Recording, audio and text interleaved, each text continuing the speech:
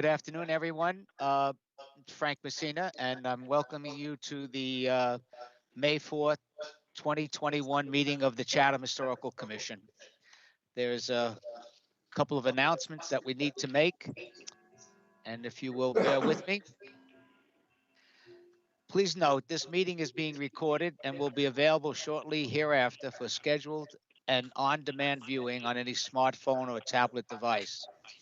If anyone else is recording the meeting, would you please notify the chairman at this time? Seeing none, thank you very much. Pursuant to Governor's Baker March 12, 2020 order suspending certain provisions of the open meeting law, General Law C-30A 18, and the Governor's March 23, 2020 order imposing strict limitations on the number of people that may gather in one place, this meeting of the Chatham Historical Commission is being conducted via remote participation. No in-person attendance of members of the public will be permitted, but every effort will be made to ensure that the public can adequately address the proceedings as provided for in the order. A reminder that persons who would like to listen in to this meeting while in progress may doing so by calling the phone number 508-945-4410. Conference ID 819-119-035 hashtag. Despite our best efforts, we may not be able to provide for real-time access, and we will post a record of the meeting on the town's website as soon as possible. The procedural steps, basically all decisions and will be done by roll call of the members, and I will call on non-citizens and non-board members to participating in the call. If you are doing that, we would propose that the last 4 digits of your phone number be used for identification purposes. All votes, again, will be taken by roll call. All right. At this point, we will take a roll to assume we have a quorum. Vice Chair Bob Lear. Present. Ben Solinsky. Here. Stephanie Hamilton. Here. Jane Moffett. Here. Don Aikman. Here. Steve Burlingame. Here. Erica. Erica is absent again. Okay, Steve will, as alternate, will be acting as a voting member in place of Sandy Porter, who's absent. So we have a full quorum. Okay, we don't have a long agenda, but we do have a couple of items to discuss, and I would like to just quickly go through the hearings and then get right to the old business issue of the first item under old business, proposed zoning bylaw changes to enhance historic preservation. I've asked some other members or guests to call in and listen to Ali's presentation. So I'd like to do that if the members of the board have no problem. But we will dispense with the procedural stuff first. First of all, we have the minutes of April 6, 2021. Any additions, corrections to the minutes? I have a change, Steph. Go ahead, Steph. On the second page, fifth paragraph, it says, seconded by Ms. Hamilton is historically significant instead of significant. Okay, Michelle, you got that?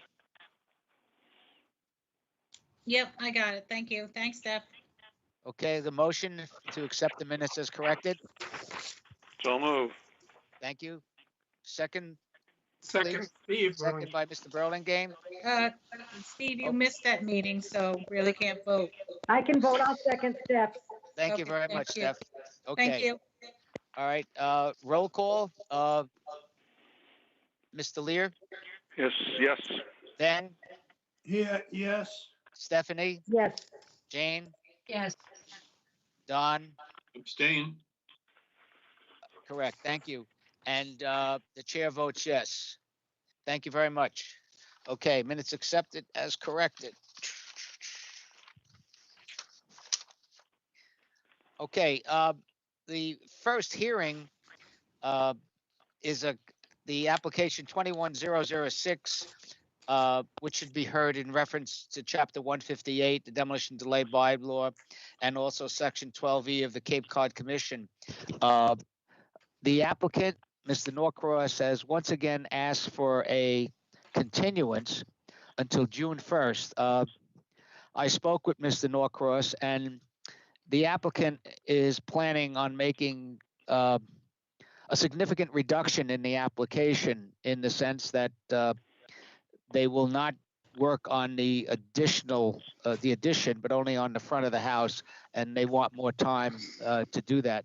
So I think that's in everyone's interest that that happens. So having said that, I would like a motion to allow this application 21006 to be continued to June 1st, 2021. Jane, I so move. Second, please. Steve, second. Thank you very much. We'll do a roll call if there's no other discussion. Bob Lear, I'm recused. Ben, Yes. Stephanie, Yes, Jane, Yes. Don, Yes. Steve, Yes. and the chair votes yes. Okay, so we'll continue that application to June 1st. The next item on our agenda is a hearing on application 21010.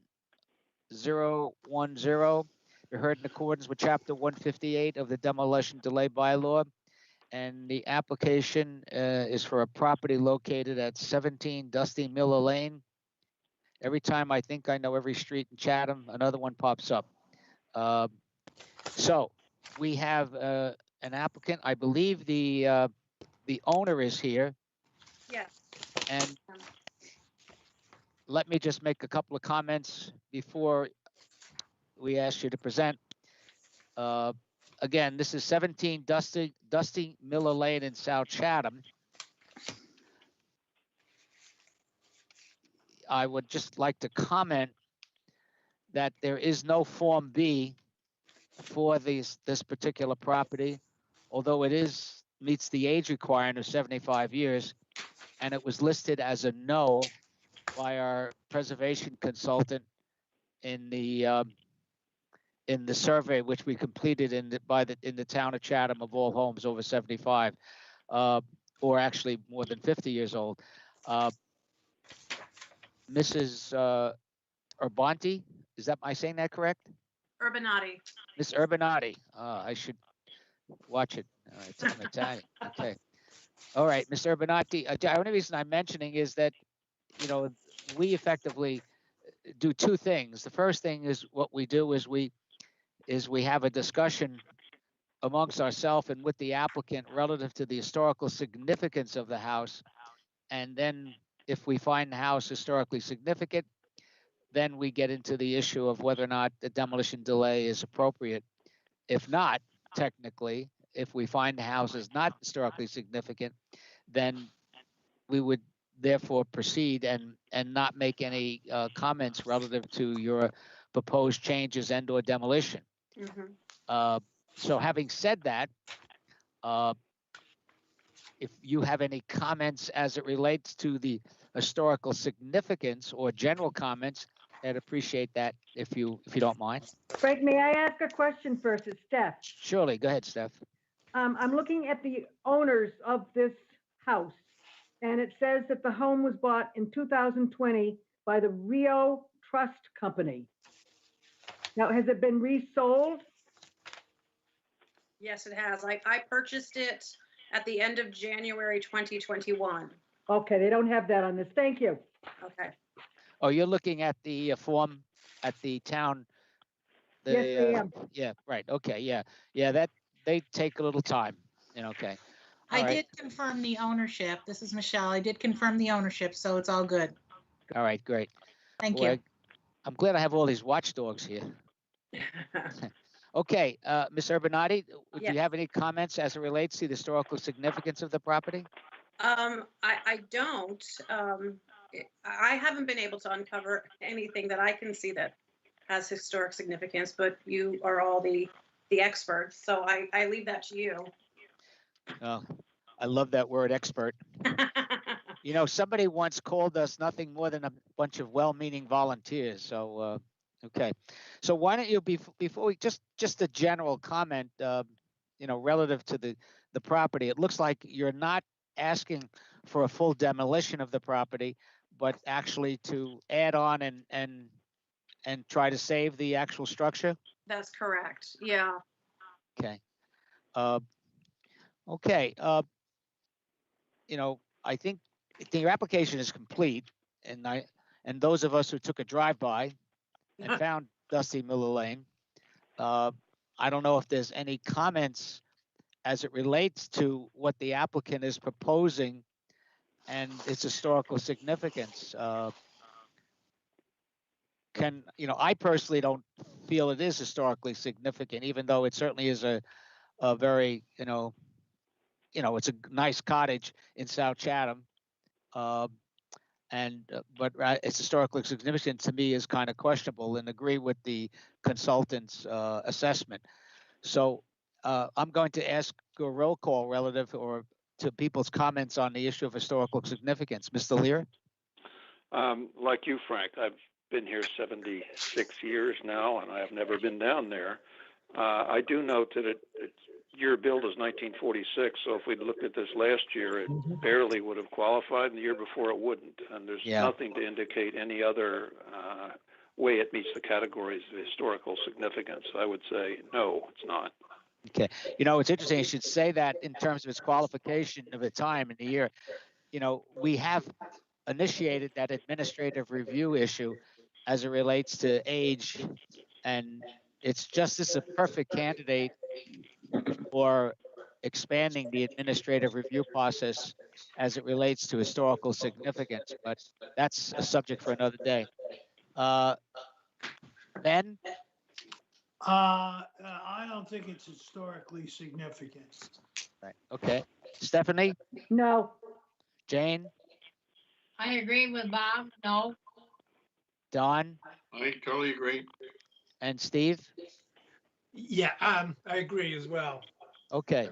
But So I don't think the discussion should end until we make some comment about that awful trash heap on Mill Lane. Yes, please do.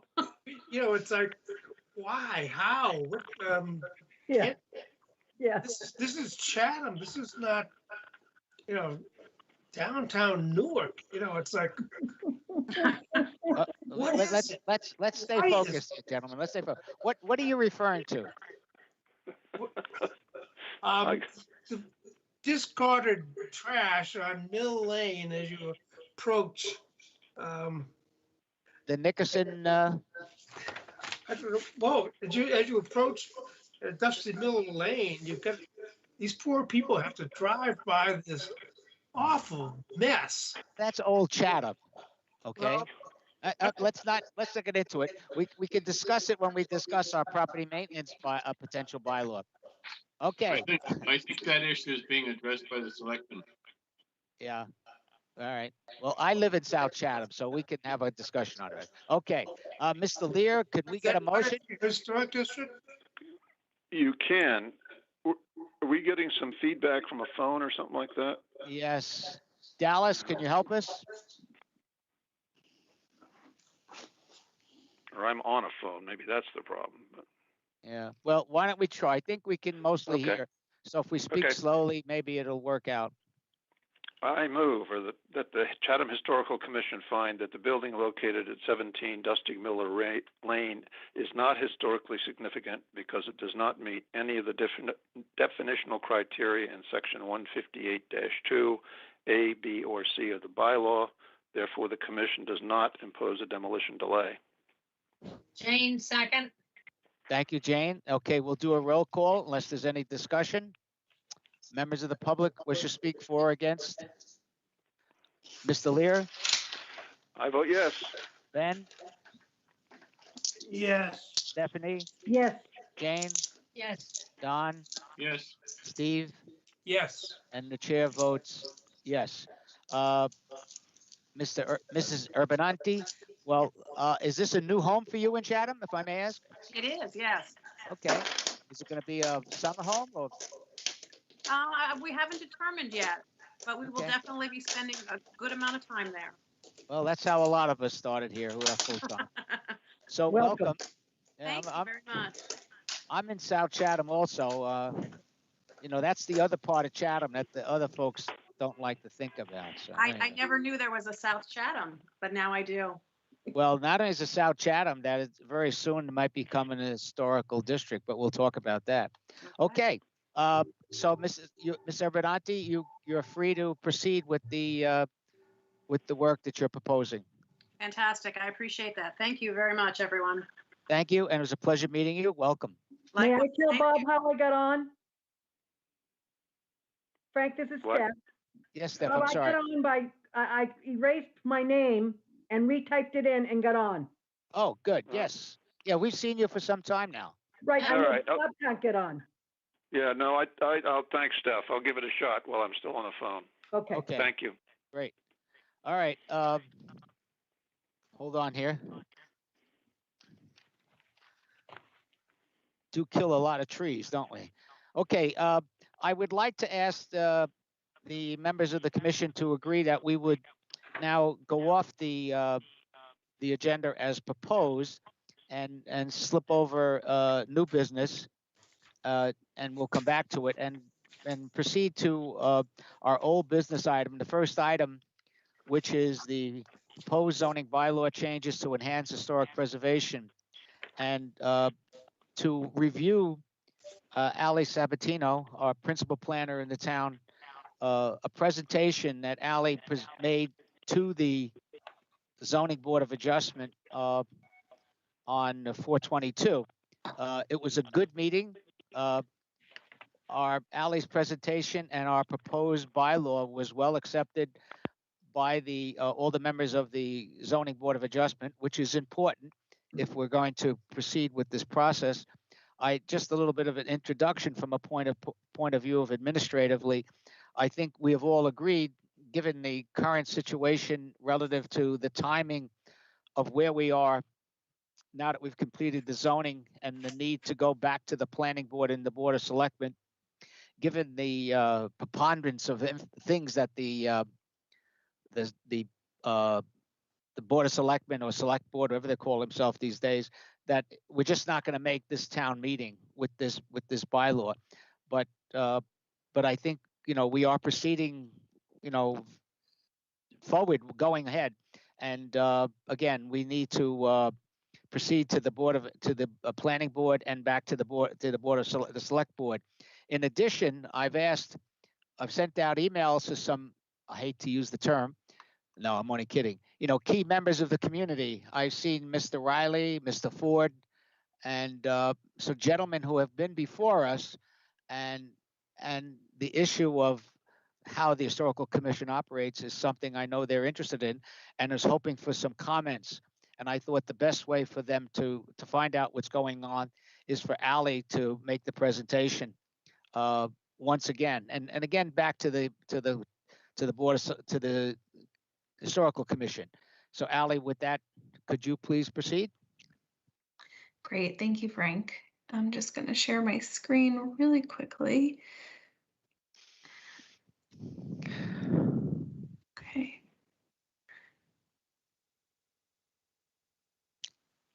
All right. Can everyone see that? Yes. Okay, great. All right. So this is the draft historic preservation incentive bylaw.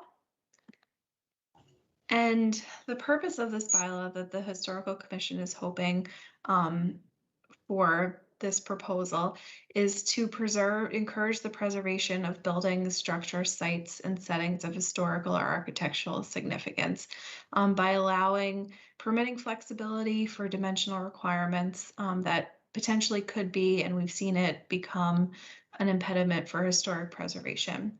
And as I go through the slides, we'll talk about those specific permitting flexibility that we're proposing. So the bylaw gives the Zoning Board of Appeals the authority to issue a special permit to modify these certain dimensional standards, which I'll go into more as we go through the presentation. So applicability. This historic preservation incentives apply to eligible historic buildings as defined in section 158-2 of the general bylaw, and it's proposed in all zoning districts. These incentives are for the primary structures and not to be utilized for accessory buildings. And again, I'll go into these things in much more detail as we go through the presentation. So, what's the definition of an eligible historic building? So it's any building structure that's listed on the National Register of Historic Places, either individually or designated as a contributing structure in a historic district, National Register Historic District, or if it's listed on the State Register of Historic Places, or if it's been designated by the Chatham Historical Commission to be historically significant building or structure.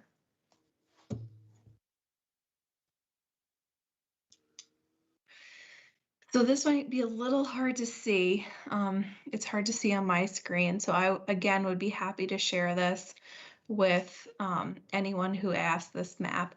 But basically, what this map shows is the locations of the Macris inventory. So those are the historically significant buildings in town. And again, I know it's hard to see, and I'm sorry about that. But basically the parcels in red are building footprints that already exceed zoning. So that basically wouldn't apply to this proposed incentive. We're really looking at the parcels that are designated in blue, the 3 different color blues. And it talks about basically how much additional building coverage is currently allowed for this site. And so there's approximately, let's see if I can add really quick, there's approximately a little over 700 parcels that this could potentially apply to. Ally, Yep. could you enlarge the key? Yeah. Yes. I just have to. I think I have to stop presenting right now. Oh, okay. Because it came up a little different than I'm used to on Teams, so that's why it's a little hard. But let me see if I can fix this. Hold on one sec. As Ally is doing that, the reason I asked for that is the key, the key which is put together. By the way, this information was put together by the town of Chatham and with a lot of help and assistance from the Cape Cod Commission, where this concept and this idea first came to us about, 7 or 8 years ago to the planning board. Maybe it was 5 years, but the planning board did not take it up. And that's when I myself and a couple other people said, gee, this is really something that we'd like to do. The planning board was considering it only for the HBDC, I believe, or like the West Chatham area. And I felt it would be appropriate for the entire town. And that's when we brought Sarah Korjeff in. Yeah. Any luck, Ally? So I just changed how I was showing the PowerPoint. Is that easier to see or harder? Or not at all? Didn't help. Okay. Yeah. All right. Yeah. I'm gonna go back then. Sorry about this. Technical difficulties. Let's see.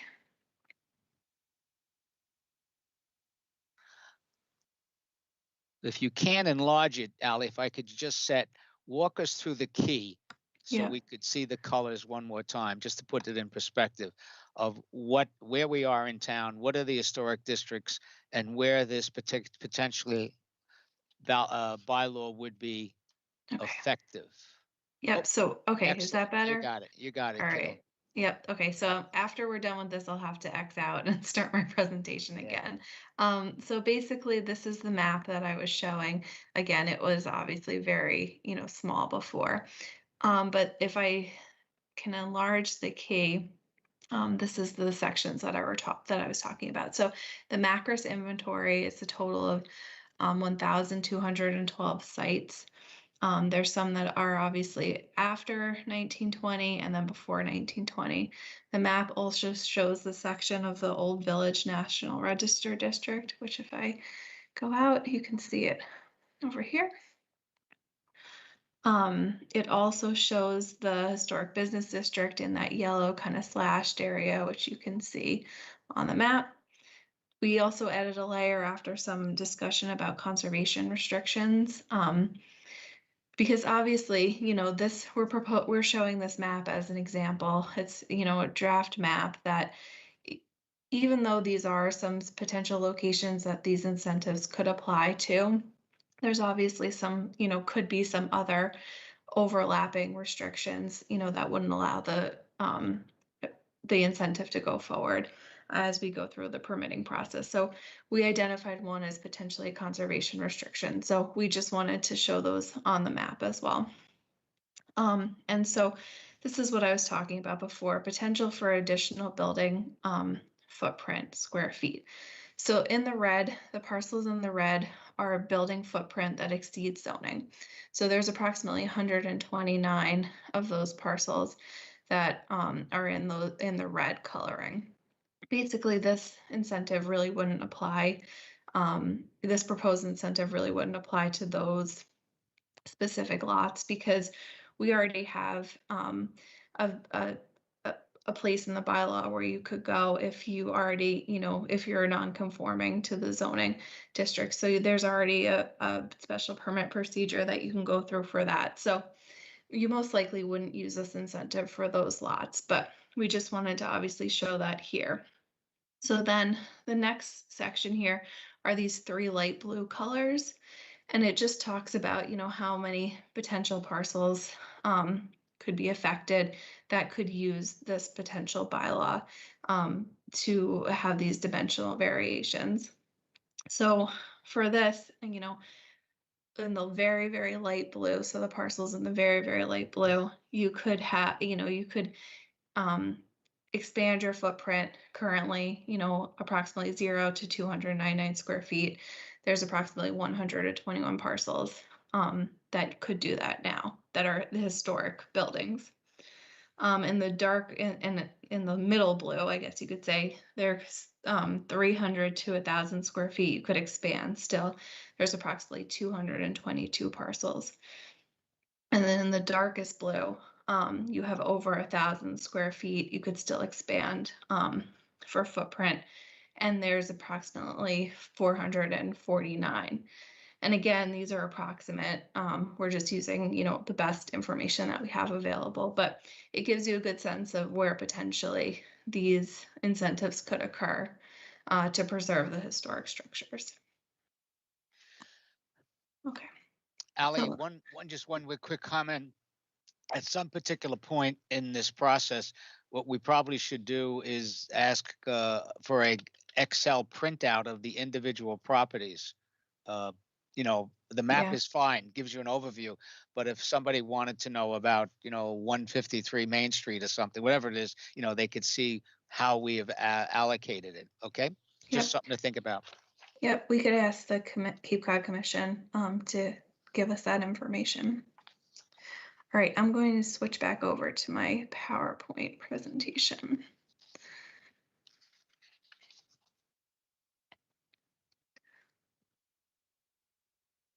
Okay.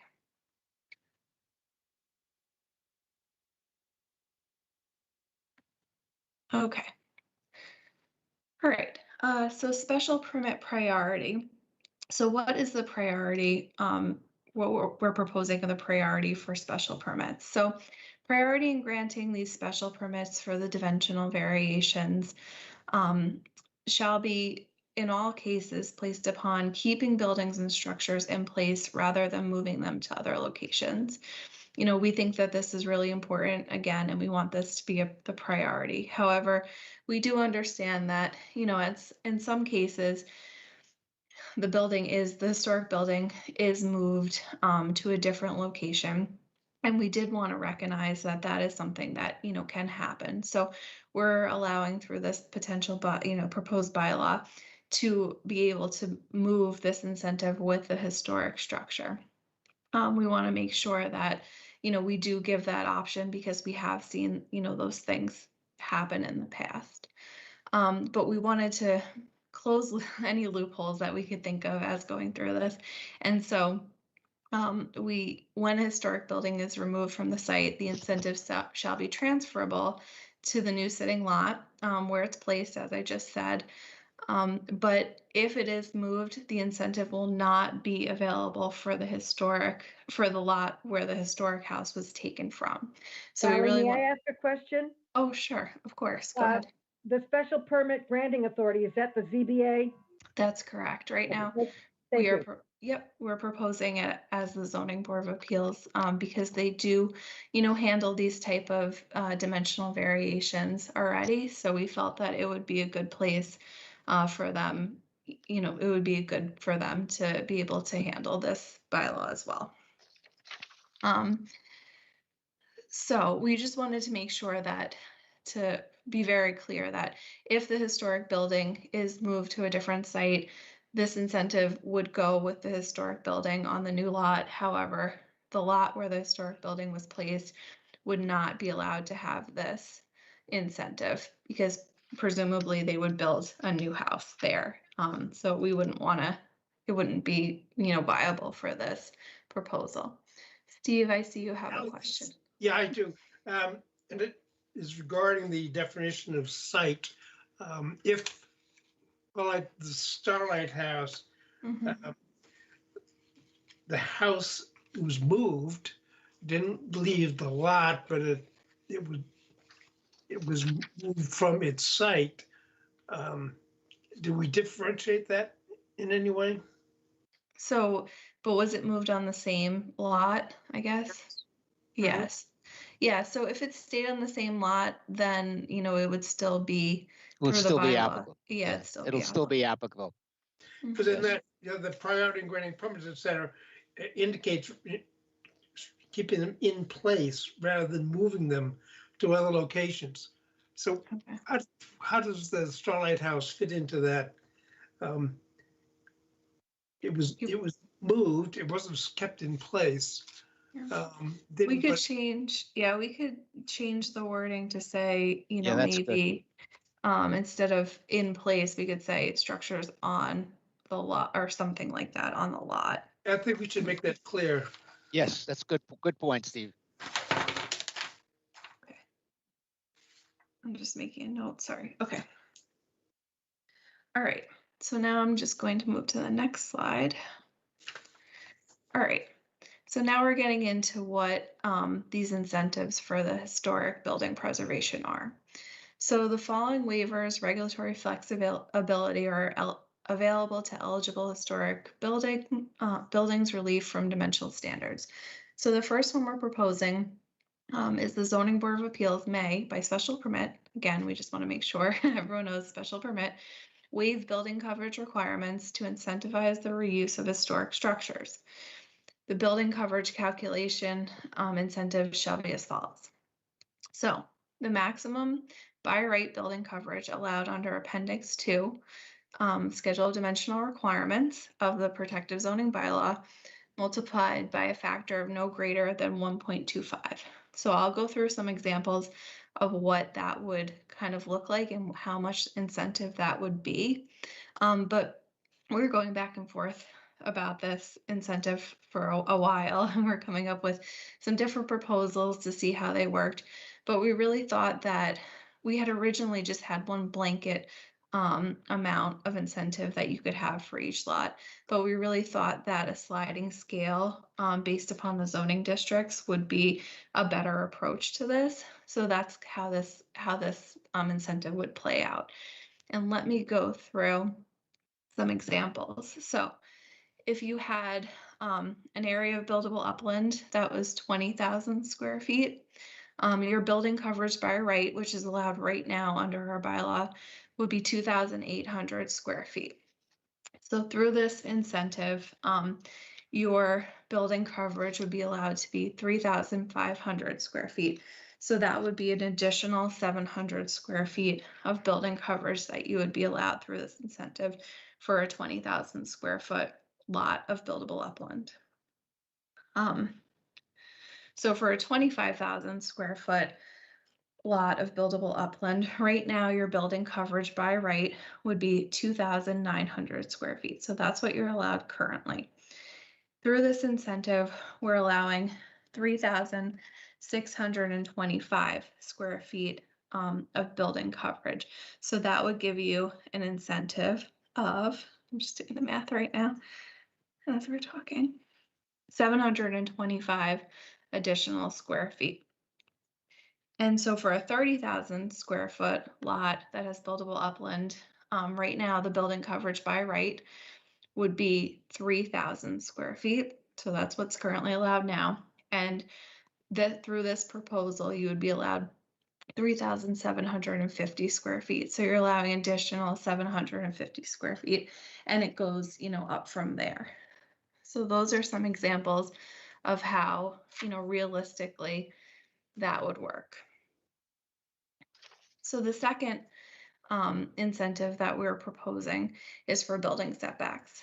So the zoning board of appeals may, by special permit, waive the abutter setback requirements in all zoning districts up to 1/2 the minimum required setback in the zoning district, but in no case less than 5 feet. So we would be allowing, obviously, dimensional relief from the dimensional standards for abutter setbacks. Obviously, we didn't want to do it for the front yard because we felt that, the streetscape for these historic structures was very important. So we didn't want to change that. But we thought allowing the abutter setbacks would be good for this incentive. And again, this is also very small, and I can change out of my presentation if it's too hard to see, which it might be. But so basically this is just an illustration of what these incentives could potentially look like. So the top row here in this blue, these blue colors, and this just gives you 2 examples. So this would be the first example and this would be the second example, is building coverage with no preservation. So this would be what it is currently under our bylaw now. So if this was a new house, this is what it would look like as building coverage on a lot. And then the second row down here, again, 2 examples of what could happen. This would be the first one, this could be the second one. This would show the historic home being saved with the additional building coverage that we're proposing right now. So the white house is the historic structure being saved, and the pink back here is what the extra incentive would look like. And this, as an example, this is, both of these lots are for 40,000 square foot lots. So just to give you some kind of comparison. And again, this is the second example showing it. The white house is the historic home, and the pink area here would be what would be allowed as the incentive. Okay, special permit process. So we wanted to lay out the process about how you would go about receiving the special permit. So basically, prior to going and initiating the special permit procedures, the Historical Commission shall make a determination of eligibility for this incentive. So we really wanted to make sure that this, was an appropriate historic structure that was being saved. And in order to do that, we felt it was important to come to the Historic Commission prior to getting to applying for a special permit, so that you can get a determination of eligibility to confirm that this is a historic structure prior to being eligible for this incentive. So if the Historical Commission determines that the property is eligible, the applicant may proceed with the special permit procedures in accordance with section VIII. A written determination of historical significance must accompany applications for special permit. So again, we wanted to really close those loopholes and help, push the applications forward that we felt, or the Historical Commission felt, were truly historic. So required findings. These are some findings that the ZBA would have to find when they grant the special permit.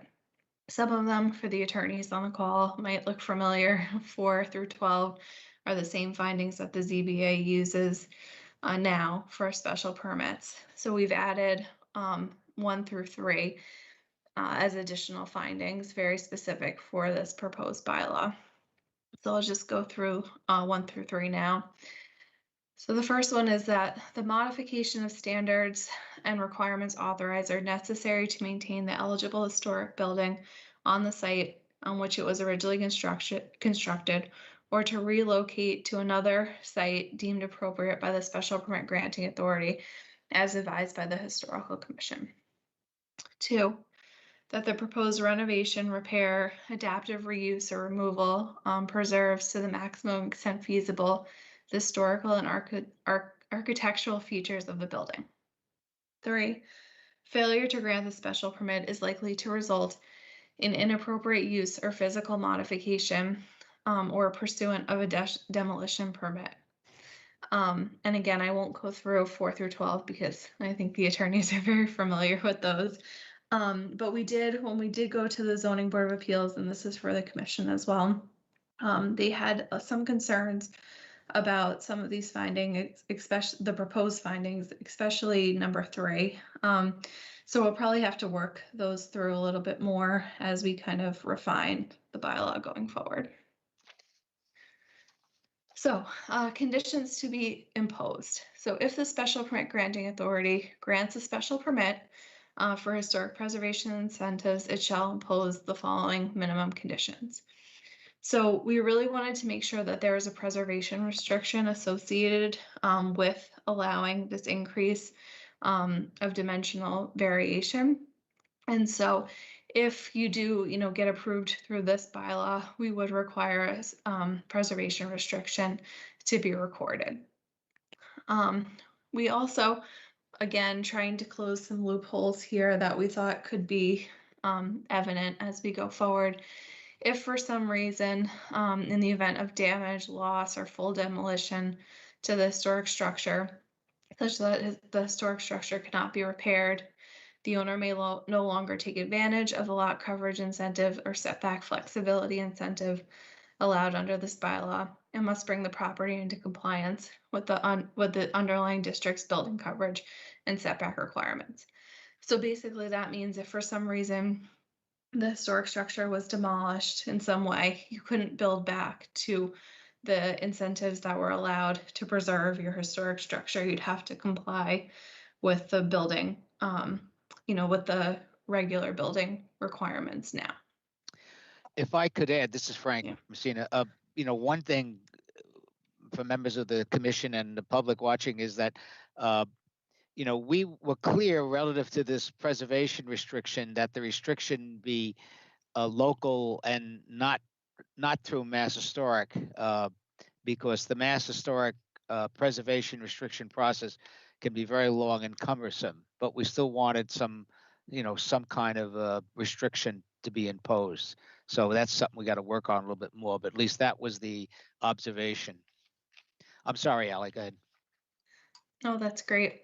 And we did also have some comments from the Zoning Board of Appeals about that section, loss or damage or full demolition of the historic structure. They were concerned about not being able to build back to what was allowed under the special permit. So we'll have to talk about that going forward. Ally, this is Bill Riley. Hi, Bill. So the one comment regarding building back if something's damaged. If the existing building prior to the application for this historic incentive is non-conforming, they should be brought back to the previous status of the site rather than into compliance. Mm-hmm. Okay, so your comment is to bring back to original. Okay, that's a good point, Bill. Okay. Yeah. Thank you. Yeah. Okay, we can Okay. we can talk about that. Yeah, that's a good point. Thank you. Any other members of the commission or public or anyone else have any other comments? Again, this is a work in process and we just continue the reviews. I think getting to the planning board, again, is our next major step. Is that correct, Ally? Yep, we are planning to go to the planning board at our May 24th meeting. and it starts at 5. Okay. Uh, After that, after the planning board, and now that we've done the ZBA and maybe some fine tuning, I think even though we've been talking about this at the historical commission meetings, we'll try to do a little bit more reach out to the public and other members of the building community and the legal community who have interface with the board. Frank, Yes, sir. you're talking so much. Michael Ford has his hand up. I'm sorry, I don't see that. Well, I do. Well, that's wonderful. Frank, Speak up, I Michael. did have Frank, I had a comment, but I certainly can wait until you finished. No, it's okay. That's okay. Yeah. Michael, Please. it could be a week before he's finished. Well, anyway. Thank you, William. So, Frank, I wanted to thank you for sending out the invite to those of us who appear before your commission. And two, I commend the commission for trying to come up with something that's an incentive to try and save more structures that go through demolition delay, and many people wait the delay and the building's gone. And so you really have to come up with something, I agree. In looking at it, however, I just have a couple of suggestions, and these aren't meant to be negative. They're meant to encourage you to think about it and put it in a form that not only one might be passed, but equally as important, I'd suggest, might be utilized. And as I look at it, I heard Ally make her presentation. I pictured, an interview with a client about their property and what the options were, and introducing this concept to them as a potential option. And I have to tell you that while there are some incentives here, the whole notion of a preservation restriction, I think, is going to defeat a lot of the incentive that comes out of the special permit process that you've identified. I understand why you want some preservation restriction language somewhere in whatever permit is issued, but I would suggest that you make that within the confines of the conditions of the special permit, and not look for an additional preservation restriction to be recorded against the property and recorded at the registry of deeds. Because my experience in talking to clients about preservation restrictions, as soon as you say that, they go the other way. They don't want to have any part of it. They don't want to have a part of something that is running with the land like that. And so I'm afraid that if you got it passed in the form that it's in, that provision might be something that defeats its utility as an incentive to start getting people to take a hard look at saving structures as opposed to simply waiting the 18 months and tearing them down. So that's one comment. The other comment is that, as I understood Ally's introduction, the properties in red on the map were properties that are already over the lot coverage and therefore would not be eligible for the incentive. And yet I heard Mr. Riley ask a question that, gee, if a property was already non-conforming before it used the incentive bylaw, it should be allowed to return in the event of there was a loss of the structure to its previous non-conformity. Well, those two don't make sense to me. It either is eligible for structures that are already non-conforming or it isn't. And to the extent that it isn't, I would encourage the committee to make it eligible, because there are many, many historic structures that are already over the lot coverage. They're on small lots. And if you gave somebody an incentive, even in those situations, you might find yourself in a position with, maybe it's less of an incentive, maybe it isn't a full 25%.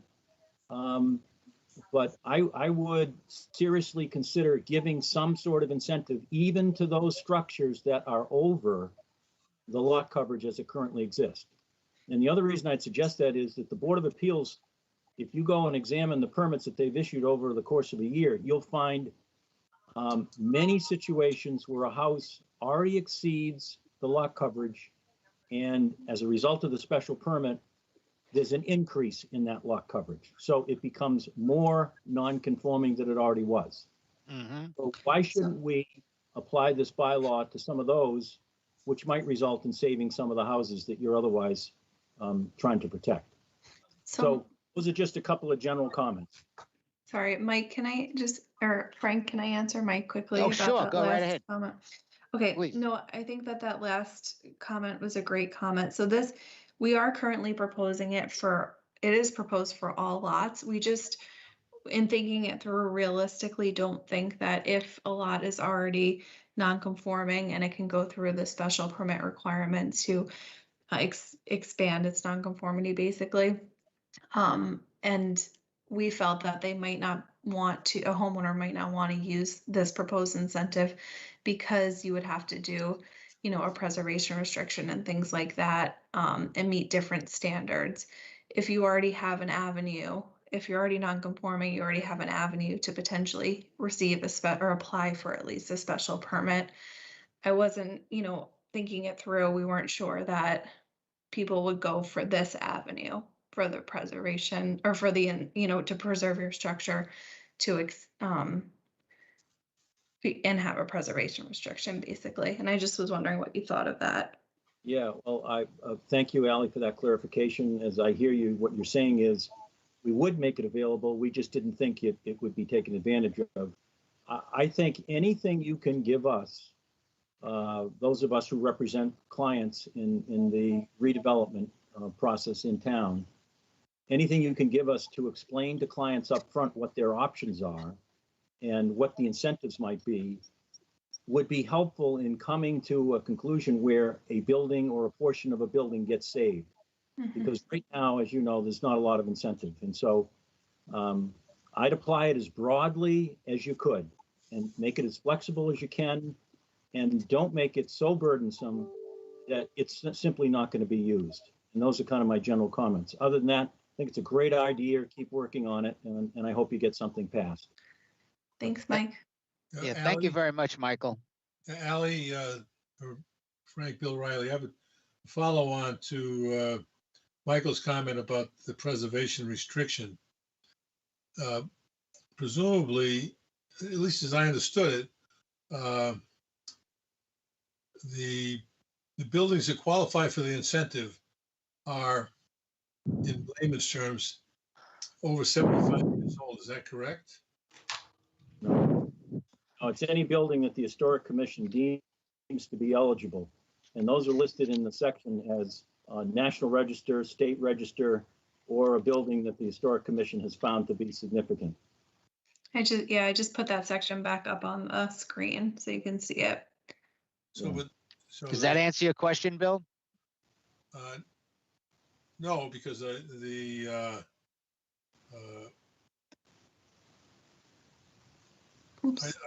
okay, then I don't like that section.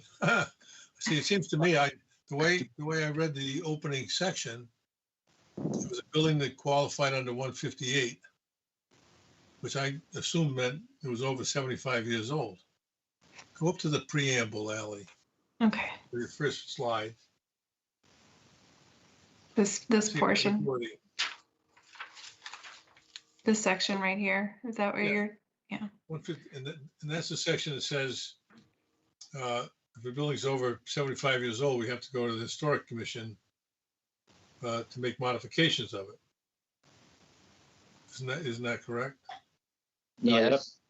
Well, go ahead, no, Michael. you have to go to the Historic Commission. You have to go to the Historic Commission for them to determine whether or not it's significant. And Right. if they find it's not significant, then there is no restriction on it. It's a two-step process. Right. Yeah, Correct. okay, right. My point was, once it's deemed to be significant under 158, any future change also has to go back to the Historic Commission. So I don't know that you need the preservation restriction. That's my point. Well, that's a good point, Bill, if I may, without talking too much.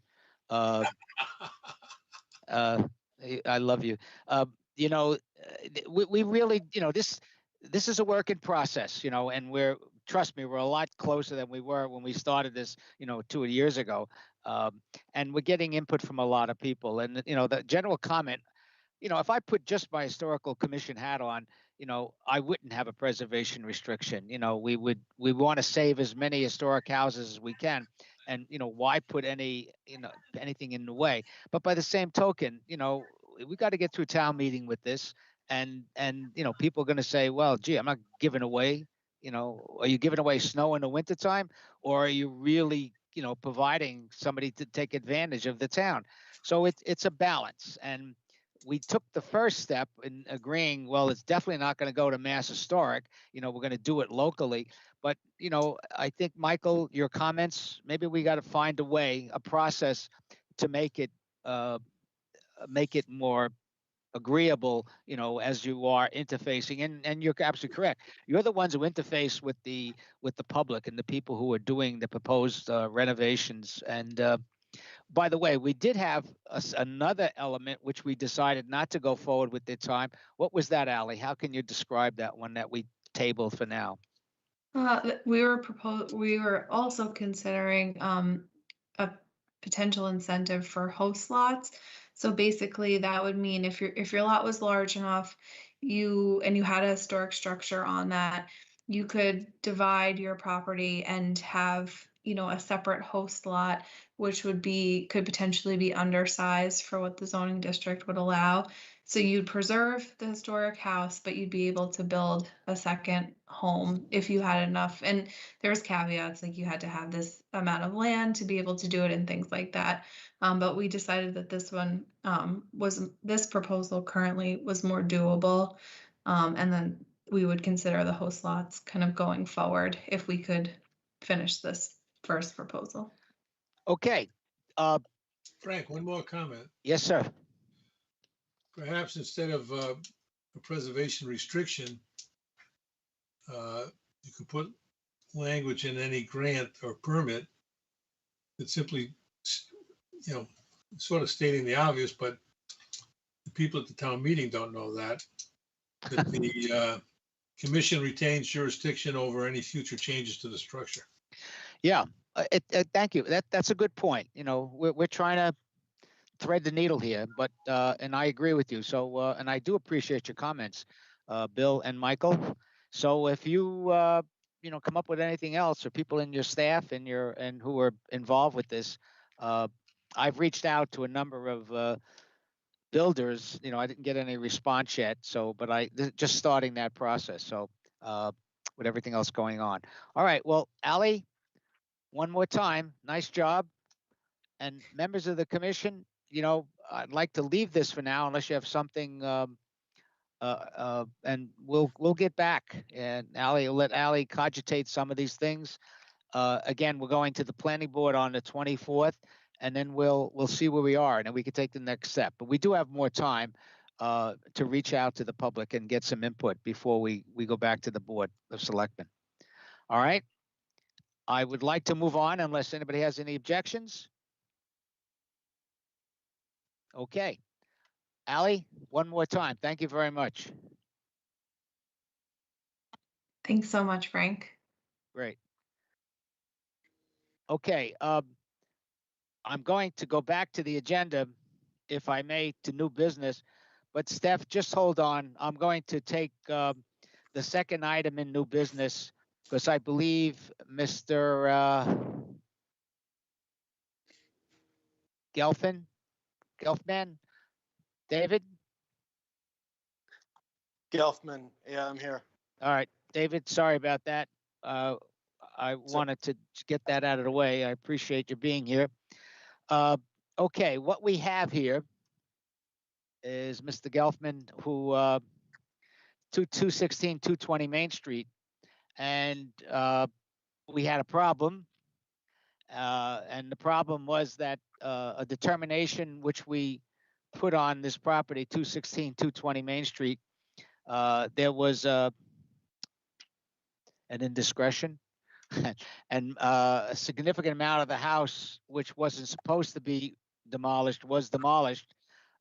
When that occurred, by one of the members of the commission who saw it, which is an issue we always talk about, who's watching the watchers. And a stop work order was issued by Mr. Briggs of the building commissioner. So we're at a point now where, we don't want these things to go forever, but we need to discuss the process and what's the next action that we will take. Michelle, do you have copies of the photograph showing the front of the building? Yes, Ally's been screen sharing. Yep, there you go. All right, so this is the property. It's a contributing structure in the National Register District, and the applicant was supposed to make some relatively minor changes to the facade of that property. You can go to the other one, Ally. But as you can see, we lost the facade of that property, the siding and everything else, and also the roof. So that's why the stop work was put forth. There were meetings with Mr. Gelfman and Mr. Briggs and myself to discuss why and what we can do to correct the situation. So having said that, would you like to add anything, Mr. David, relative to why and what happened? Well, after I met you, of course, I was incredibly embarrassed, and I went back and reread the documents that were given to me with my initial approval, and basically I violated what I do. So laying upon my sword. Yeah. I do think that the roof, I guess I didn't realize that when we were proposing to frame the dormer on the back, that basically inferred reframing the roof. But I can understand that maybe that wasn't understood or enumerated on properly, but obviously we're beyond that. So I'm, Okay. Yeah. I'm willing to be as cooperative as possible and get past where we're at. Yeah. Well, and I agree. I mean, this is not, that's my personal opinion. Just the members of the commission have, are going to speak to it. And, as I said to you, when I looked at the property at this particular point, unfortunately, the historic materials are gone.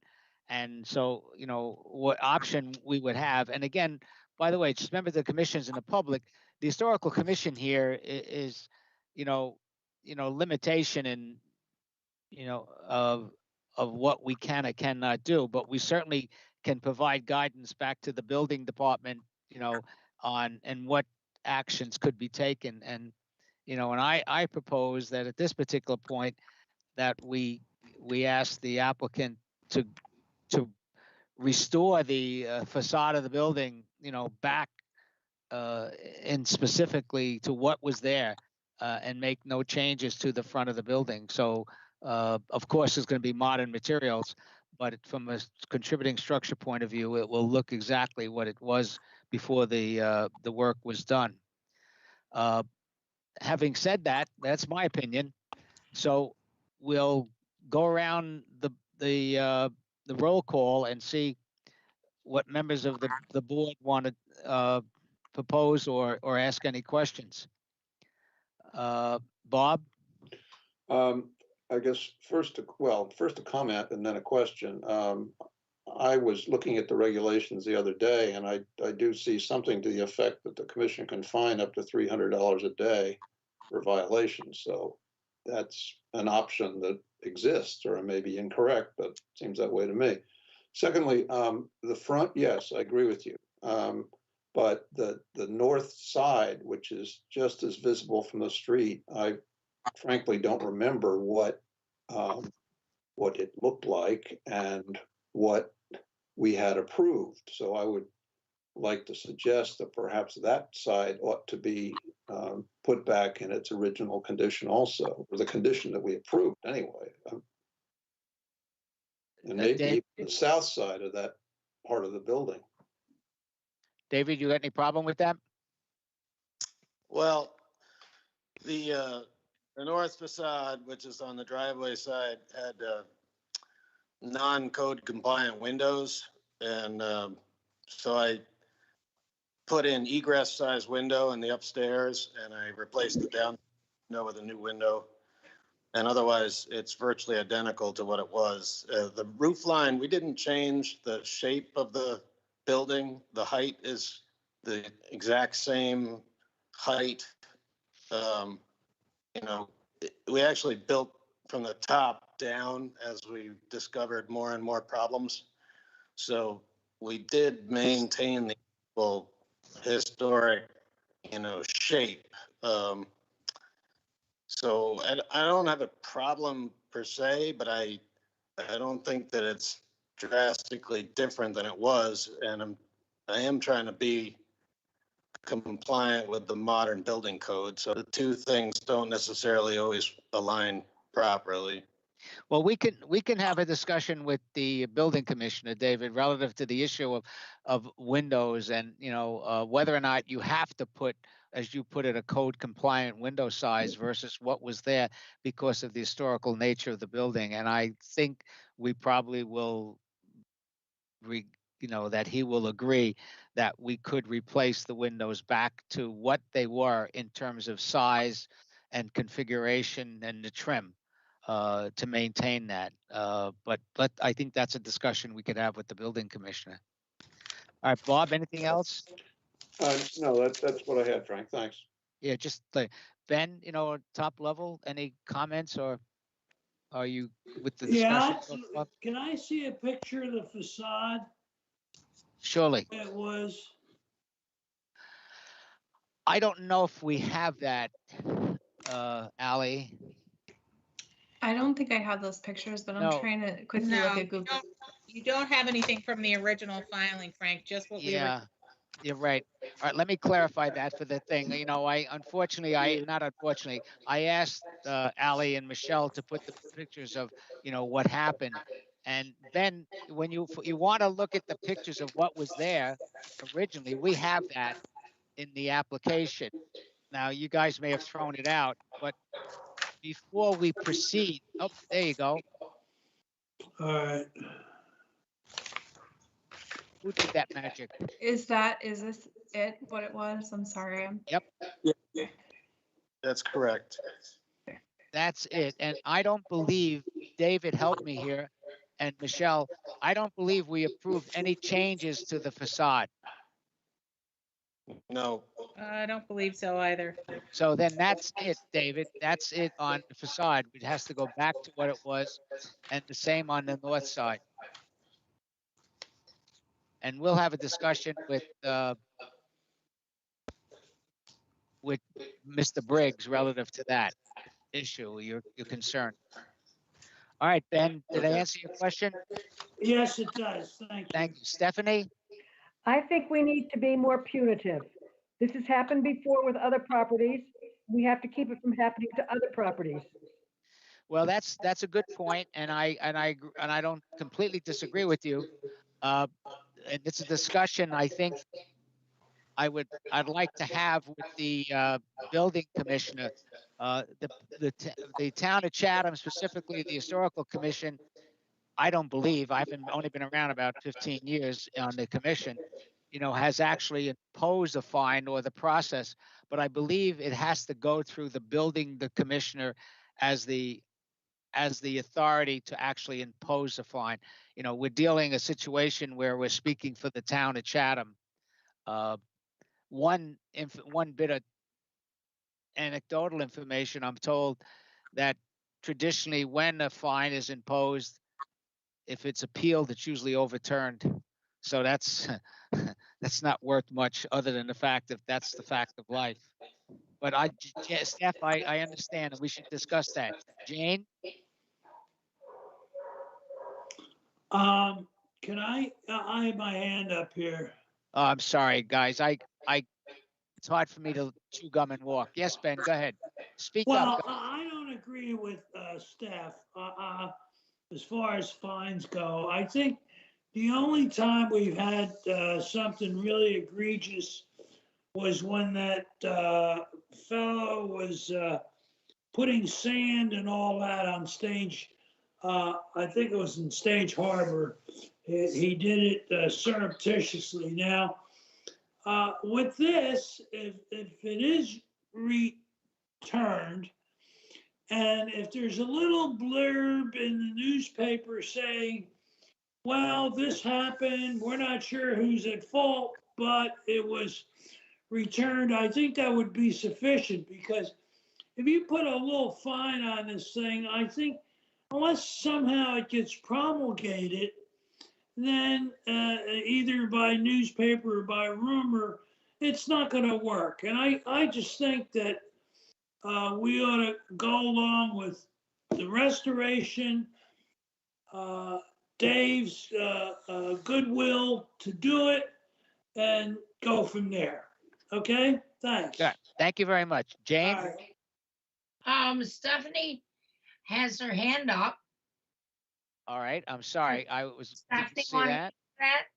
Steph, do you want to speak, say something again, or no? All right, hand came down. Jane? I agree with both Bob, what he said. I think it should be restored to its original look on the street side in the corner. But I also agree with Stephanie. I think one of the reasons that these things keep happening is because they aren't fined. And I don't know what happened with the stop work order on Water Street recently, or the one that was near Don Aikman's. It was around the corner when one guy put his leg through the roof of a oyster shack and took the whole roof off. And there was a stop work order on Hallway Street. So there have been many stop work orders. I don't know about the fines, but we have done it in the past. All right, well, okay, we can have that discussion with the building commissioner, but let's proceed. I understand where you're coming from. Don? Thanks, Frank. First of all, Bridge Street, we imposed a fine a number of years ago. Old Harbor Road, we imposed a fine a number of years ago. So it has been done before. Okay, And Chapter 1 rules and regulations allow us to impose a fine of $300 a day. $300 a day till when? For as long as the infraction is in existence. So it could be for a long time if that was the decision. However, Okay. there's also a possibility, because it's a National Register district, that under the Cape Cod Commission Act, removal of defining architectural features, including exterior siding, could allow us to refer it to the Cape Cod Commission. So we could do that also. I'm not suggesting we do, I'm just suggesting what we could do. My feeling is that the applicant should be required to replace the boards that were removed with historic boards from a lumberyard that has historic boards, and not just put plywood on it and then put some brand new clapboards on top of the plywood. I just think it should be returned to as close to its original condition as possible. Imposing a fine isn't going to do anything if he's. I don't think imposing a fine would be appropriate if he's willing to put original historic boards back on the fascia of the building. That's my feeling. Okay, we've got some options here. Let me just go through. This is the first time around. Steve? I don't have enough background, I don't think, to speak on this much. I certainly don't think the fine is appropriate. I find Mr. Gelfman is being frank and honest and apologetic for what has happened. I guess somewhere we dropped the ball, or the building department drops the ball by what can happen and what can't happen after an application is heard by the commission. I don't know, we don't usually speak about what you cannot do. We usually talk about what you can do. And if we did not specifically permit some changes to the facade of this building, then it's one story. On the other hand, if we were silent on it, more sympathetic to the homeowner, say, gee, they didn't say I couldn't do it. And if I think there needs to be some more discussion between us and the building commissioner. To be Okay. very careful Yeah. about these things. Yeah, I think you made some good points, but let me just Frank, my hand is up on the step. everybody just made, yes, I got it, Steph. Hold on. I want to just have a conversation with Steve for a second. Yeah, and I make some very good points, Steve, but I just want to just clarify one thing. You know, the idea of the building department, as Mr. Gelfman, I keep mispronouncing your name, don't I, David? It's Gelfman, G. Elfman. Gelfman. I'll call you David from now on. It is, you know, as David indicated, Call me horse. as David indicated, the determination is clear. The building permit is clear. Okay, that they are not supposed to do what they did. Okay, you know, short of the town of Chatham hiring someone to stand at every construction site and watch them, you know, I was going to use a nasty word. Things happen. Okay. Now, I'm not trying to make excuses for what happened, but I understand, you know, somebody said, these are old boards. There was mice or something. Let's just take them apart, you know. So, and I think Mr. David, because I'm going to mispronounce it again, Gelfman, you know, indicated, you know, yeah, we screwed up. Okay. This is not, in my opinion, an arrogant, but a situation. But by the same token, I think, you know, I don't know how large we're going to make the determination, you know, admonition on the drawing. You can't do this. The only thing I could just an idea that's popped in my head, and then we'll get to the couple of members, is that maybe we should put on the front page of the determination and during the meeting to let them know that if they don't follow it, they are subject to $300 a day fine, and that we can refer it to in other words, we can do that. So it's an issue, it's a problem, and I'd like to go back and address just this particular situation and not try to solve the whole situation in the town of Chatham. Okay, my speech. Stephanie and Ben. Yes, Yeah, Stephanie. I just wanted to say, when I said punitive damages, I wasn't saying money. It could be something like Don said about using antique boards when they replace things. Okay, gotcha. All right, great. And Ben, you want to say something again? I don't have anything more to say. Okay, your hand is up. All right, thank you. Good, I'll put it down. All right, great. Thank you very much, guys. I think I'm going to try to summarize this. And, you know, we need to have a discussion, I think, with Mr. Briggs on what actions that we can take. Because whatever actions we take, it's, in my opinion, it's advisory to the building commissioner. And that's why we're here. Yes, we can independently, you know, provide fines, and we can do other things.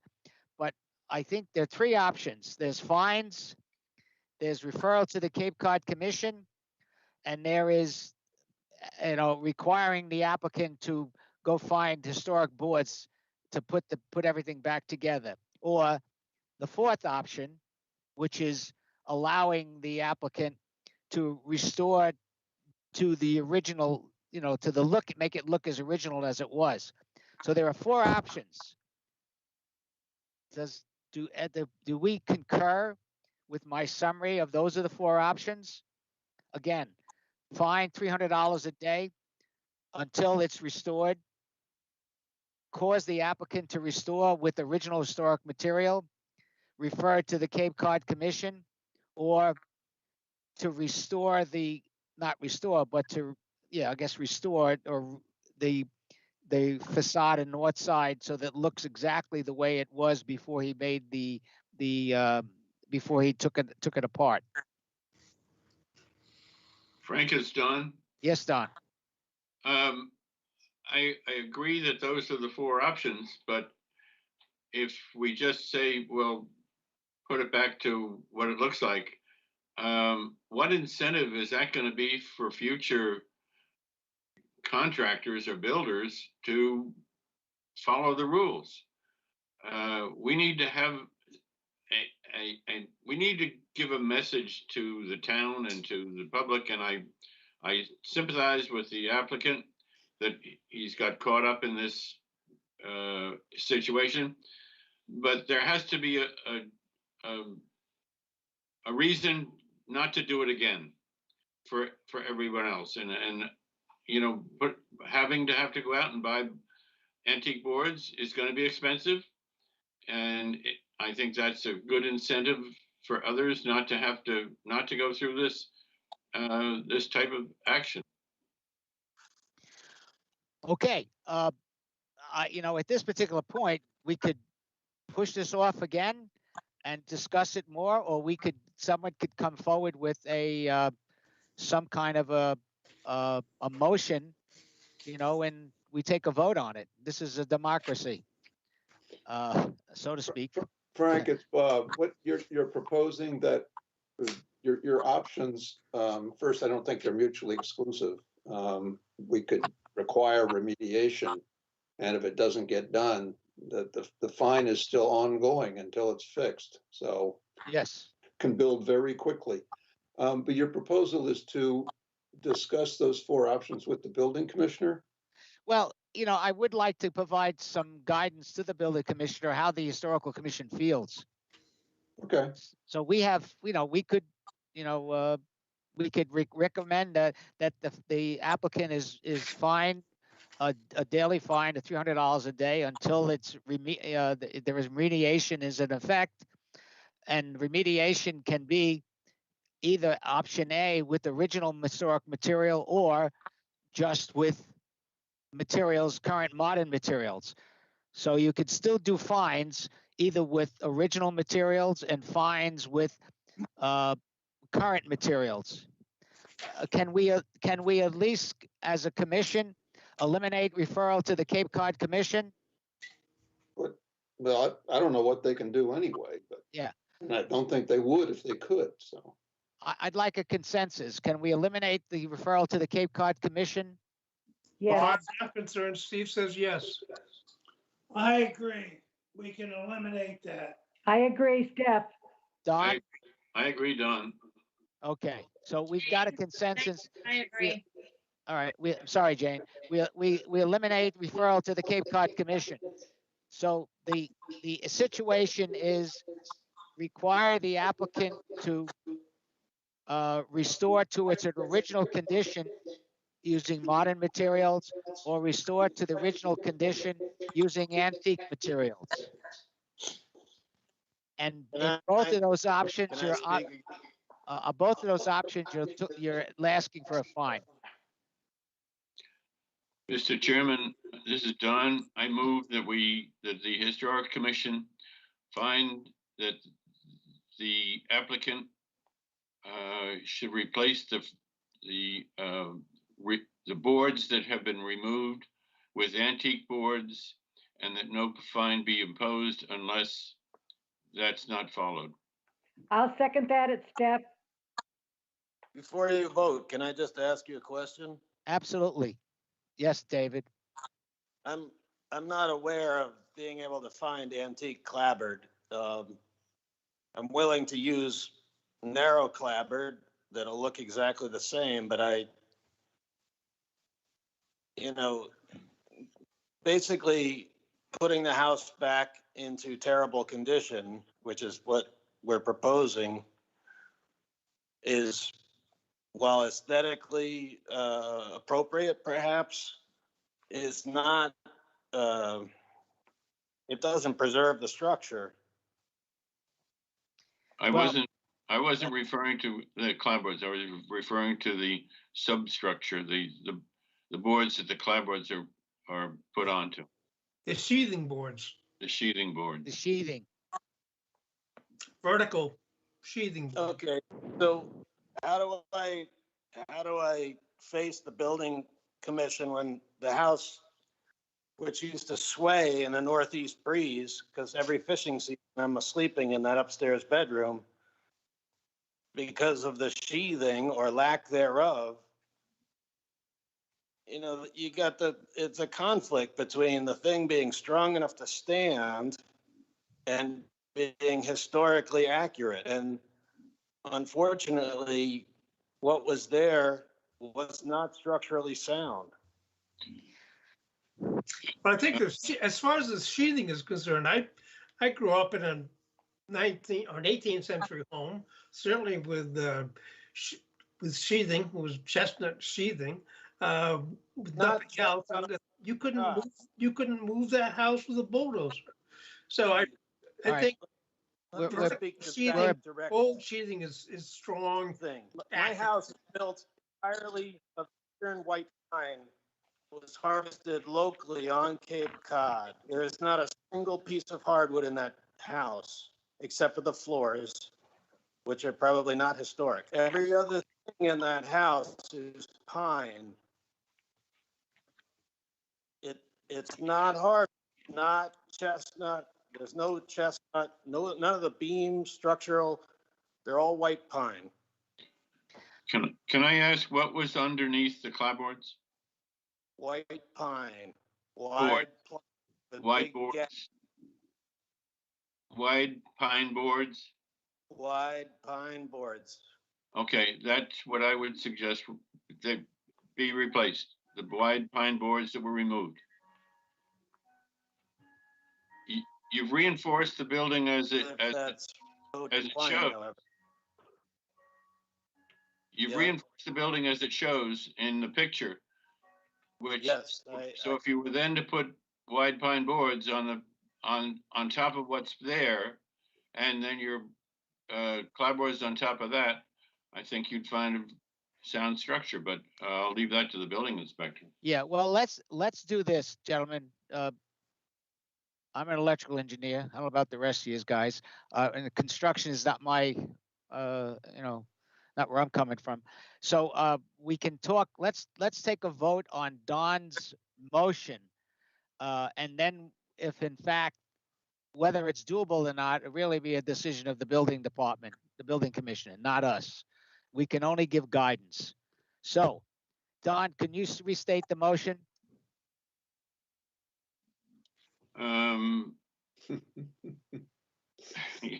I hope so. I move that the Historical Commission determine that the applicant or the owner of this structure be required to replace the sheathing boards from the front of the house with historic wide pine boards as were removed. And I had second that, Steph. Okay. And we also including that, hold on one second, let me get the motion, and also including that, obviously, the details of the exterior trim and windows, to restore to the original condition and look. Okay. Right. All right, good. We're with that. We got a lot of hands up. Bob? Well, I guess you may have covered this. To me, having as little knowledge as you do, perhaps less of construction, I don't know about the feasibility of getting any of those antique materials. So I would add something like, if feasible, to Don's motion. If feasible. That will be reviewed with the building commissioner, who may have a better knowledge of what's available and what's structurally sound. Don, do you have an objection to that? I think that's appropriate. If feasible and reviewed by the building commissioner? I would agree to that. Okay, Steph? Yes. All right, good. All right. I think we got it. I think the word practicable instead of feasible. What word did you say? Practical. Practical? Practicable. Well, let's not wordsmith it. I got feasible, close enough. Yeah, All I think right. feasible. If everybody, Frank, can we move forward? Or there's somebody who really has to speak here? Frank, Yes. I'm not sure who's asking that I think it was question. Jane. Jane, Yes, I'm sorry, Jane. Go ahead. about the clapboards, are they gonna be narrow or are they gonna be new? No, the clapboards will be to the original size. Okay, narrow. Yes, right. I think David agreed that, we will restore it to the original, and we'll make sure. Stephanie, do you have another question? No, All right, put your hand down. Steve, put your hand down. You're confusing a confused person here. All right, we've got a motion, and I really would like to take a vote on this and as a recommendation to the building inspector. And so, Mr. Lear, Yes, Ben, Yes, Stephanie, yes. Jane, Yes, Don, Yes, Steve. Yes, but I still have a question. That is the picture of the present condition shows one window upstairs and one down, the pre-construction. Yeah, Ben, Steve, I'm going to interrupt you. I think we approved the determination. I don't want to go back to that meeting. So whatever we approved, that's what it should be. Got it. Okay, I just executive decision. All right, and the chair votes yes. So what we're doing here is making a recommendation to the building inspector, David, and we'll take it from there. Okay. Sorry, David, okay, guys. Thank you very much. I appreciate it. All right. Thanks for listening to me. Well, thank you, David, and good luck. Yes. David, were you able to get the information which you need to make the building tight?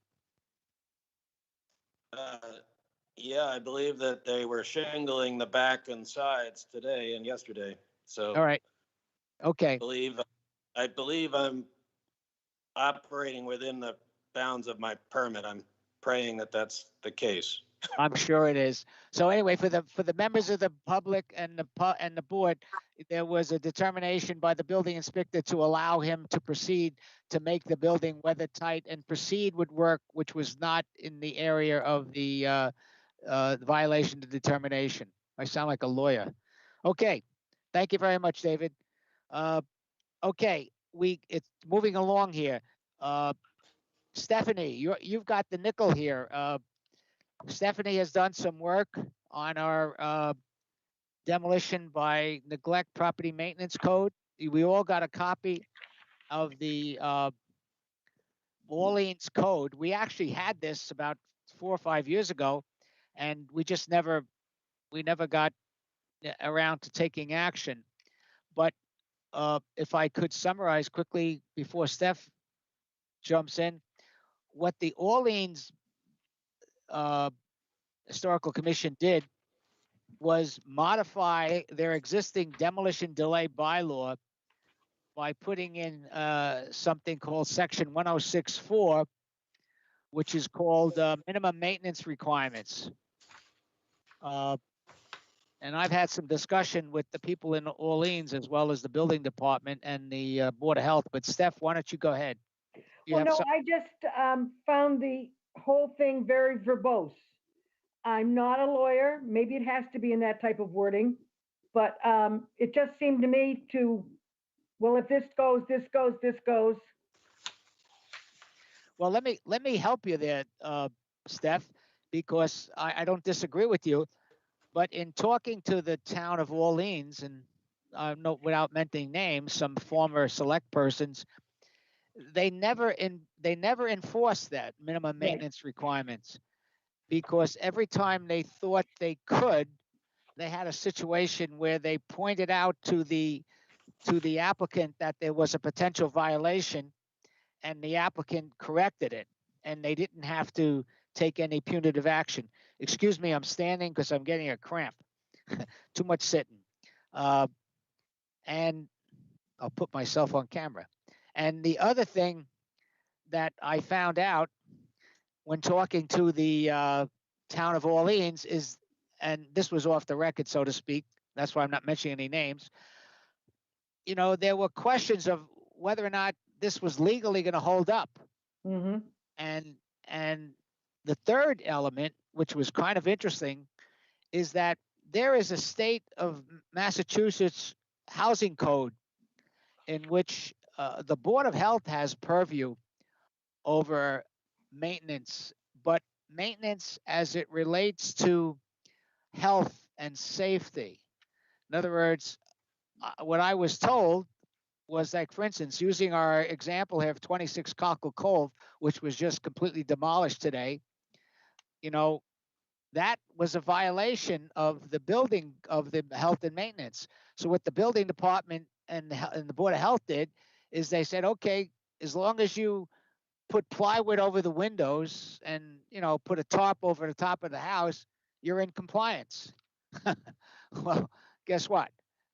That's not what we want to accomplish. And so we've got a lot of work to do here in terms of going forward, because what we're really talking about is not minimum maintenance requirement. We're talking about property maintenance to restore the property to its structural, you know, original location. So it's a difficult one. So I think we've got some more work to do. I did have a conversation with Ms. Donovan, our Director of Community Development, and she's also looking in to see what other towns are doing. I think anecdotally, I did indicate that in the 80s, I was part of a community that passed a property maintenance code, and which was enforced, and that was, you not only had to, you know, you had to repair the roof, and you had to put glass back in the window. You weren't allowed to put plywood over a window, and it was far-reaching. But I don't know if we want to go there. The other thing I found out about this, I didn't think it had enough teeth in it for a conclusion. Yeah. It just sort of left it there. All right. I think what I'd like to do, because we do have a couple other things we need to do, and the time is moving on. We'll put this off to our next meeting, and we'll do a little bit more research, see what we can find, and come back to the commission with some recommendations. All right? Frank, it's Michelle. Yes, ma'am. I put something out on the listserv earlier this week. Some of you may or may not have seen it, and I have collected a couple of other towns' bylaws. I have not had a chance to review them, but I do have some more information to share for the next meeting. Excellent. Michelle, could you send them to me and I will look at them too? Sure, of course, Steph. I'll do that tomorrow. Thank you. Yeah. Thank you. All right, You're welcome. guys, we're moving forward. All right, let's go back to the agenda. We just got to the first page. We're finally turning the page. The former Coast Guard boathouse under old business. It's there's engineering work being done, and there's nothing that I know of formally to report from the historic preservation point of view. You know, the town is doing its due diligence relative to attempting to utilize the former boathouse as the upweller. It will take time. There was a memorandum of agreement between the town and Mr. Dave Doherty relative to the transfer of title, and I believe that's in process. So it is some formal work being done there. The 2021 Preservation Awards Committee, we're all set on May 16th at 3 o'clock. You gentlemen and ladies have already gotten your invitation. I hope you're going to attend. And you also got a copy of an email. If you didn't, I'll make sure you get it again, which allows you to send an invitation to other members of the public, friends who may be interested in watching. And you will do that via the Historical Society Atwood Facebook page. You don't have to be a member of the Facebook to do that. You just turn it on and you get a link to watch the ceremony. So it's a lot of work this year. I really want to thank Michelle for all the hard work she's done in pulling this together, and as well as the members of the Atwood who are also helping us. Frank, I did not receive an invitation or a invitation to let someone else in. Steph. How about the rest of you guys, Don? No, I did not receive one. Frank, I got one from the Historical Society. That's what you're talking about. Right. That All they would right. have come from Ellie O'Reilly at All the right, African so we Historical dropped the ball. Society. Okay, we'll correct that. I got one. Uh-oh. Yeah, I You got got one because you got one because you're in the Atwood. I got one from the Atwood House, a general invitation. It wasn't one from saying I could be there. Okay, we'll correct that, gentlemen, ladies. got a general one. Okay, Michelle, can you make a note for me or you? sure. Okay. Yep. All right, moving right along, because we're going to bump against the Board of Selectmen. By the way, that's one of the reasons why we're moving back to 9:30 in the morning at our next meeting, is we're starting to bump against the Board of Selectmen meeting, which sometimes they start earlier. And so we just got to get out of the way. And they set the rules. Next item was the process, the form. Michelle's done a lot of work. Everybody's got it. Hope in front of it. Any comments or corrections? So Michelle can move out on this, and then we're going to vote to make the modifications. Frank, I've got one nitpicky thing. The Go ahead. last, the instructions page, the last instruction before the note, the last sentence about failure to comply with the above requirements, it's sort of hidden there. I think if that were a separate paragraph, it would stand out a little better, because it almost sounds like the failure to send it in or provide a copy is what we're doing, but it's the whole thing that needs to be triggered or highlighted. So to Okay, Michelle. emphasize, if you don't do this right, you're not going to get anywhere. So Bob, you're suggesting I make it its own paragraph so that it stands out more? The one that starts with failure to comply, yes. Okay, sure, I can do that. Thank you. Appreciate that. Okay. Uh, Anybody else? Frank, Jane, today the plans for the 17, whatever that house was we looked at, had no dimensions. So I keep harping on the dimensions. So the part that talks about ridge height and the size of the print, they just had tiny, tiny little letters about how high the ridge line is. And over and over again, we get plans without dimensions. Well, the idea of a fully dimensioned drawing is something we could talk about, because that's what you're talking about, and we have not required that. Well, yes, we have, and No. it's been improving. But today there were hardly any measurements. We have not required it, a fully dimensioned drawing, construction drawings. We have gone with concepts, and we generally look at ridge heights and bulk to see, how it ties into the rest of the building.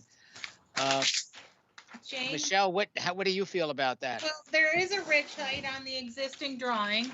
It says 16.7 existing and the proposed addition on page. All right, let's pages aren't numbered. And let's not go backwards. What I'm Okay. asking, we can criticize or we can comment on everything, but what Jane has a valid point. The question is, what we're asking for building plans of existing elevations, okay? Or if not available, good quality photographs. So what we're saying to people right up front is that if you don't have elevations, you can just take a picture and annotate it. And then the concept here, and Don, help me here, because you got a little more history than I do, is that we weren't saying you had to have the complete construction drawings. No, I don't think we required construction drawings, but I think we did require measurements to be included in any of the application documents. All right, well, let's work on this, Michelle. What we're saying is that, and I'm going to paraphrase it here, is that building plans photograph shall indicate, more than just the ridge height, what Jane is looking for is exterior dimensions of the size and bulk. Yep. Okay. So it does say that if you keep reading. All right. Next. Let me keep reading. Next one. If reduced size plans. Oh, okay. But big enough so you can read. Well, that's in there. That's it. All right. So you're saying we've got it. All right. Let's take another look at that with Michelle, and maybe we'll change the wording to make it more definitive. All right, Michelle? Sure. Okay. All right. I had a couple of Michelle, on the issue of Form B, if available, maybe Yeah. you should let people know what the heck you mean by Form B, Okay. a little bit more Mass Historical Commission, macro, something, because, I don't know we don't know what do you mean by a Form B? What's a Form B? And I think I like the fact that you say the drawings, everything must be dated. That's Okay. important. Yeah, I think other than that, I think you make some good changes here. So we'll go back and take another look at the issue of dimension drawings and Bob's comments, and we'll come back to it the next time. Okay, guys? Frank, may I ask a quick question at staff? Absolutely, go for it, kid. It's confusing to me that not all the pictures that they take or things have the name or the address or anything on it. So I'm saying, okay, where does this go to? Is this, if that paperclip comes off, we've got this picture and we don't know where it's to. Are you saying you want the name of the application on every piece of paper? Not necessarily the application, the address. All right. Well, you've got the address on the application. It's the name of the, yeah.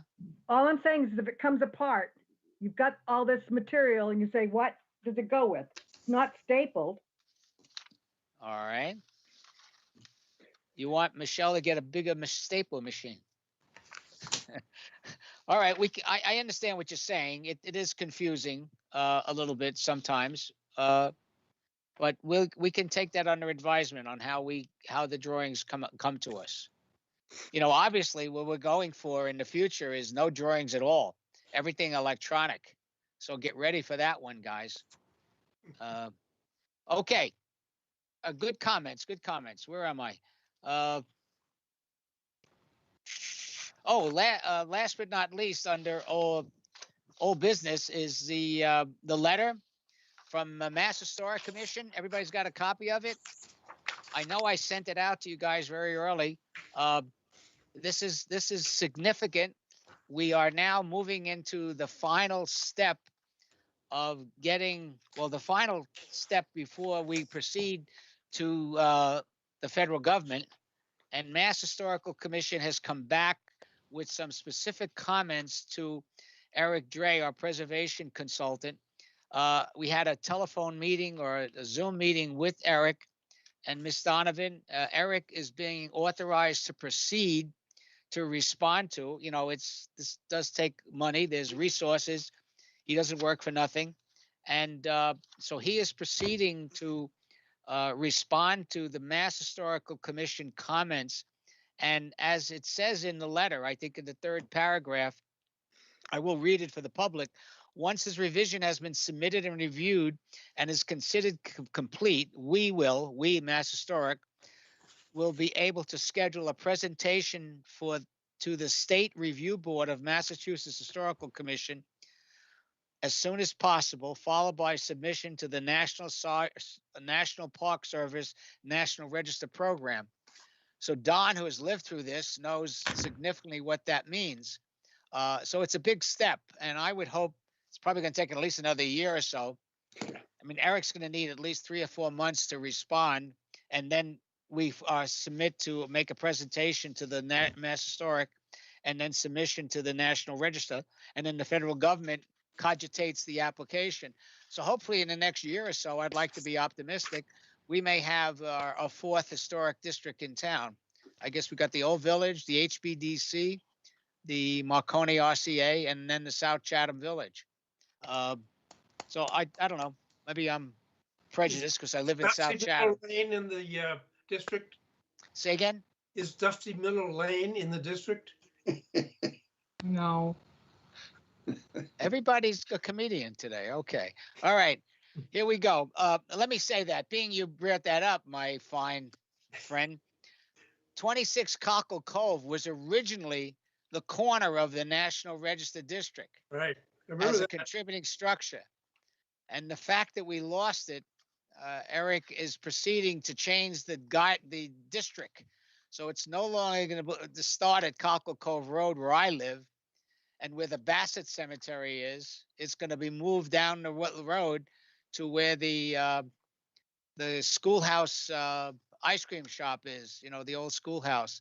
That will be the corner of the district. So here we go. All right. I had one other comment. Well, that's it. So anyway, to me, that's very, very positive. And I know the South Chatham Village Association is very enthusiastic about it. And so there's still things to happen on that. I think last but not least, status of the current demolition delays is probably the only important thing we'll talk about. 68 Shell Drive is proceeding. They had a meeting with Conscom.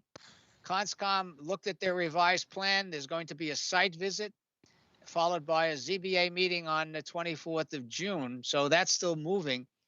The historic bonds on the property, which originally were going to go to the Nye Museum, the Nickerson Family Association now is asking if they could retain them.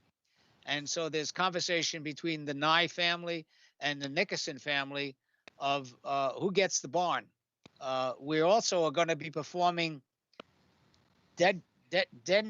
dendrochronology, I think that's the word, dendrochronology, which is the process for aging the wood of both the barn and the house. So hopefully we'll get a finer details of the age of both of those structures. We'll find out. Hopefully this is being done in cooperation with the Ellen Briggs and the POP and the owner, Mr. Joe Cicleone. Monomoy Theater property, nothing happening. And the administrative review process is working and nothing to report. Last Frank? but not least, yes, go ahead. I'm sorry to interrupt. I just wanted to update you on the demolition delays. Salt Pond Road expires in 2 weeks, a little less than 2 weeks. Yes. And today we received an application to demolish the north wing at 233 Seaview Street. That demolition delay is not up until June 27th of this year, but they have made an application. So, they understand it can't go anywhere. It can't be issued until after the demolition delay expires, but we did receive an application today to demolish the north wing and rebuild it. All right, here we go. That's going to be an interesting one. I'm sure there's going to Was that be. 233 Seaview? Yes. Yes. Thank you. Michelle, the property across the street from the Atwood, which was demolished, has there been any application? I see there's work going on. They're putting in a road or something. Is it 365 Old Harbor, 356? I'd have to look into that and report back next time. No, it's Stage Harbor Road. Yeah. Oh, did I say Old Harbor? Sorry. Yes. Yeah. Stage Harbor. That property's got to be incorporated into the adjoining property. The lot was purchased by the house in back, and it's got to be incorporated. So it's got to be tied into that other lot. So there's not going to be a house built there. Not that I know of at this time. Well, that's why I asked Michelle. I wanted to know. Yeah. Because obviously, we fell on our sword getting Stage Harbor Road listed, but always interesting to see what's happening. Speaking of that, we're having a conversation. On Stage Harbor Road, there's that one complex which we approved, and they're almost done. They really did a great job restoring that property, and I'm going to be contacting them. I think it's a great potential for a future award for the work that they did. It's on the same side as the Atwood, Steve, and it's about 4 or 5 houses up a big, a large lot. I've talked myself out. Anybody else have anything to add? Thank you very much for your time, your attention, and your patience. Frank, it's done. I moved, we adjourn. I'll second Steph. Roll call. Bob, Of course. Ben, Yes. Steph, Yes. Jane, Yes. Don, Yes. Steve, Yes. and the chair votes yes. Thank you very much, guys. Thank you.